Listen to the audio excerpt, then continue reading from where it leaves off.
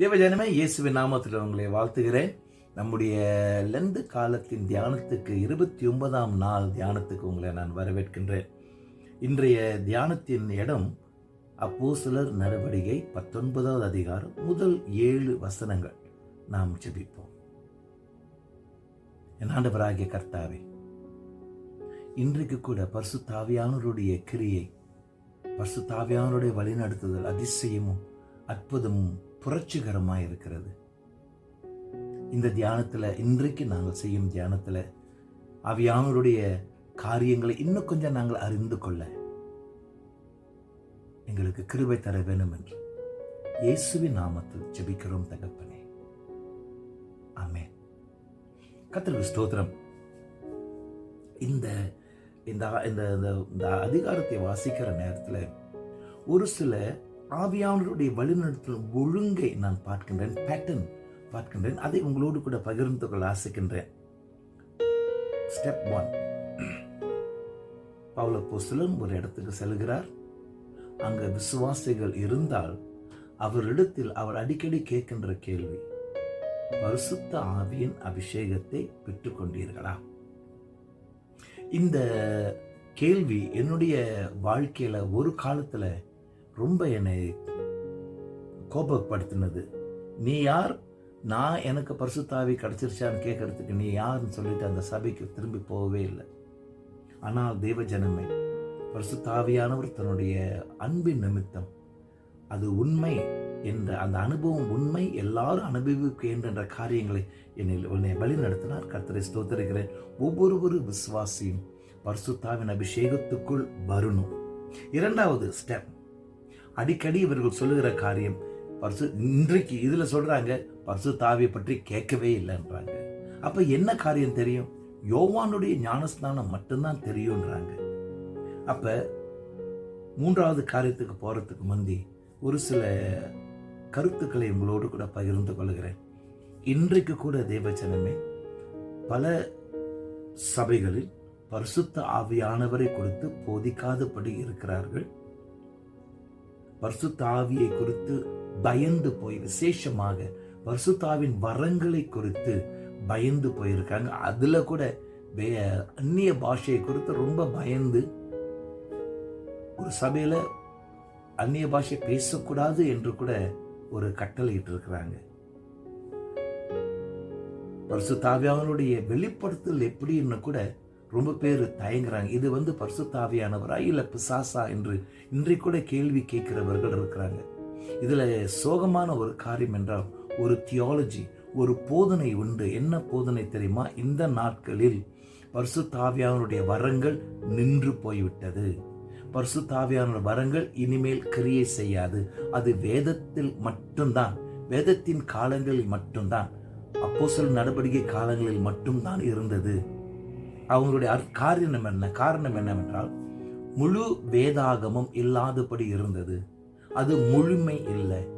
ஆனால் வேதாகமும் புதிய ஏற்பாடும் பழைய ஏற்பாடும் சேர்ந்து முழுமை அடைந்த பிறகு, வேதம் நமக்கு முழுமையாய் 66 புஸ்தகங்கள் வந்த பிறகு இவர்கள் சொல்றாங்க, முழுமை நமக்கு வந்தது. Perfection has come. So முழுமை வந்த நேரத்தில் நமக்கு ஏன் ஆவியின் வரங்கள் வேண்டும்? வேதத்தை வாசித்தால் போதும், வசனத்தை வாசித்தால் போகும் சுகம், வசனத்தை வாசித்தால் போகும் பிசாசுகள் ஓடும், வசனத்தை வாசித்தால் போகும் தேவனுடைய தீர்க்க தரிசனம் நமக்கு வரும் அப்படின்னு சொல்றாங்க. இவர்கள் 1 கொரிந்தியர் 13வது அதிகாரத்துல பவுல் சொல்லுகிறாரே, ஒரு நாள் எல்லா வரங்களும் நின்று போகும், அன்பு மட்டுமே இருக்குன்னு சொல்றாங்களா. அதை கூட சொல்லிட்டு இந்த வரங்கள் அவர் சொன்னாரே அதே போல இந்த நாட்கள் இராது என்று சொல்லுகிறார்கள். கர்த்தருக்கு ஸ்தோத்திரம். என்னை பொறுத்த வரைக்கும் அற்புதங்கள் நடந்து வருகின்றது. சுகம் அளிக்கும் அதிசயமான சுகம் வந்து கொண்டேதான் இருக்கின்றது.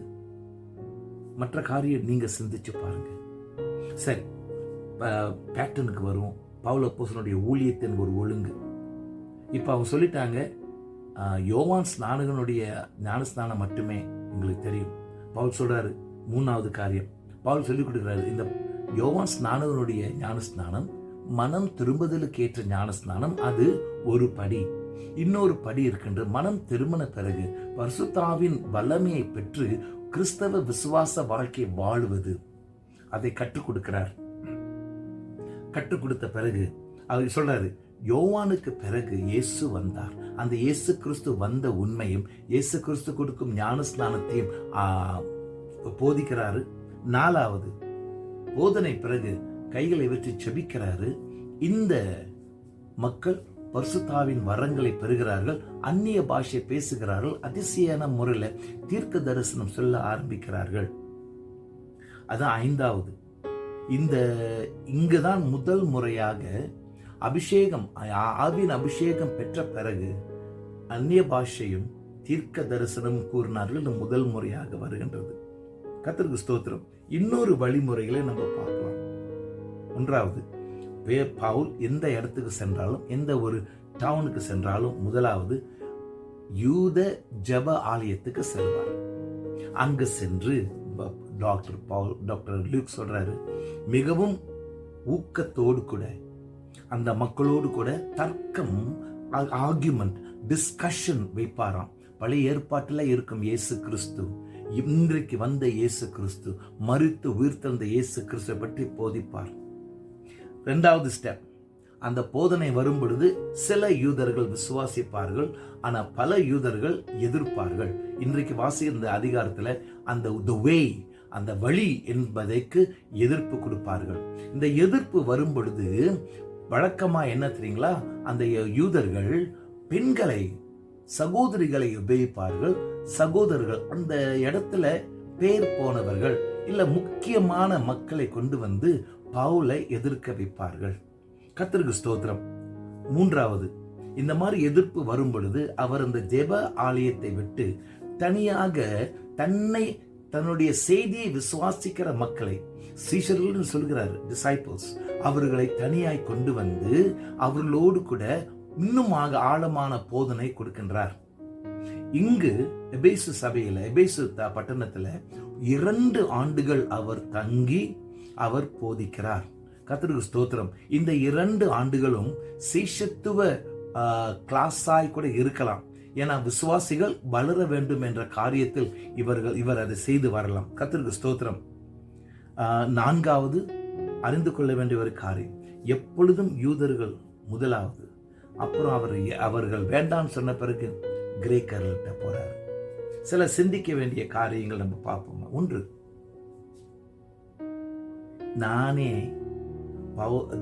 ஆவியானவர் நடத்தும் வழிமுறைகளை எனக்கு தெரியுது. நிச்சயமா பவுலுக்கு தெரிஞ்சிருக்கும். அவர் போவாரு, செய்தியை கொடுப்பாரு, எதிர்ப்புகள் வரும்.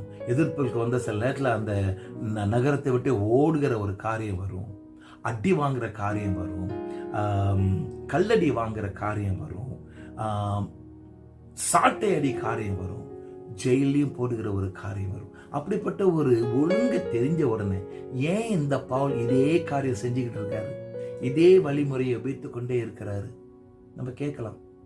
ஆனா பவுல் அப்போஸ்தலன் ஒரு இடத்துல சொல்றாரு, இயேசு கிறிஸ்து, என்னுடைய இரட்சகர் இயேசு கிறிஸ்து அனுபவித்த அந்த பாடுகளை நானும் அனுபவிக்க கர்த்தர் கொடுக்கிற கிருபைக்காக கர்த்தரை ஸ்தோத்திரிக்கிறேன் என்று சொல்லுறார். ஆச்சரியமா இருக்கு. 2 கொரிந்தியர் 5வது அதிகாரத்தை 14வது 15வது வசனத்தை சொல்றாரு, கர்த்தருடைய அன்பு எங்களை இறுக்கி கட்டி பிடிக்கின்றது. இந்த ஊழியத்தில் இருக்கிறதுக்கு கம்பல்ஸ் மீ, என்னை உருக்கி கட்டுகின்றது. வேற என்ன செய்ய முடியும்? ஊழியம் செய்துதான் வரும். கர்த்தருக்கு ஸ்தோத்திரம். ஐயா, இந்த நாட்கள்ல கூட புதிய விசுவாசிகளோடு கூட நாம் கேட்க வேண்டிய அத்தியாவசியமான ஒரு கேள்வி, ஆவியானவருடைய அபிஷேகம் பெற்றிருக்கிறாயா? பரிசுத்த ஆவியை குறித்து தெரியுமா? அவர்கள் குற்றப்பட்டாலும் சரி, அவர்கள் கோபப்பட்டாலும் சரி, நாம் கேட்க வேண்டும். ஒரு காலத்துல சபைகள் இந்த கேள்விகளை கேட்க மாட்டார்கள்.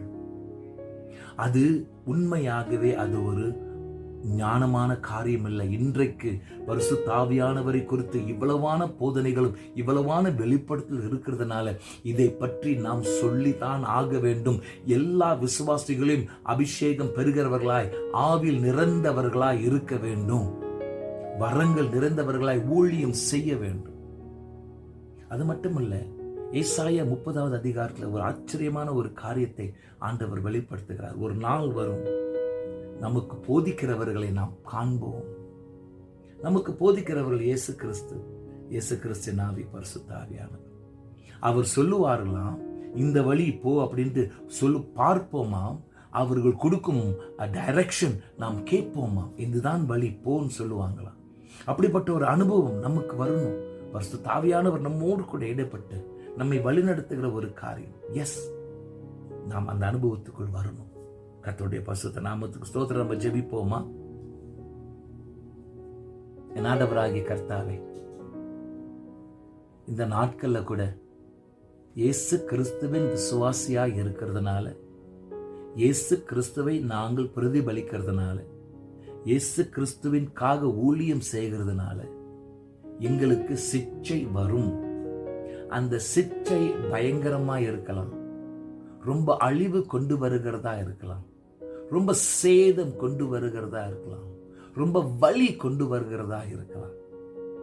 அதை நாங்கள் உணர்ந்து அப்படிப்பட்ட ஒரு சிட்சைக்குள் வாழும் ஒரு கிறிஸ்தவர்களாய் எங்களை தயவு செய்து ஆயத்தப்படுத்த ஜெபிக்கிறோம். பரிசுத்த ஆவியானவருடைய அபிஷேகம் பெற்றுட்டாயா என்ற அந்த கேள்வி எப்பொழுதும் நாங்கள் கேட்க, விசுவாசிகளை கேட்டு அந்த விசுவாசிகளை இந்த அனுபவத்துக்குள் கொண்டு வர எங்களுக்கு உதவி செய்ய ஜெபிக்கிறோம். ஏசாயா தீர்க்கதரிசி சொன்னது போல ஏசாயா 30வது அதிகாரத்தில், நாங்கள் ஆண்டவரே எங்களுக்கு போதனை கொடுக்கிறவர்களை கண்டு அவர்கள் பேசும் காரியங்களை கேட்டு அது ஆவியானவருக்கு கீழ்ப்படியத்தக்க எங்களுக்கு கிருபை தர ஜெபிக்கிறோம். எங்களுடைய வாழ்க்கையில பரிசுத்த ஆவியானவர் கொடுக்கும் அந்த ஊழியத்தின் ஒழுங்கை நாங்கள் கற்றுக்கொள்ள கிருபை தாரும். அவருடைய சித்தத்தில் இருந்து நாங்கள் கொஞ்சம் கூட விலகாதபடி எங்களுக்கு உதவி செய்யும். துதி கனம் மகிமை உமக்கு இயேசுவின் நாமத்தில் ஜெபிக்கிறோம் தகப்பனே. ஆமென்.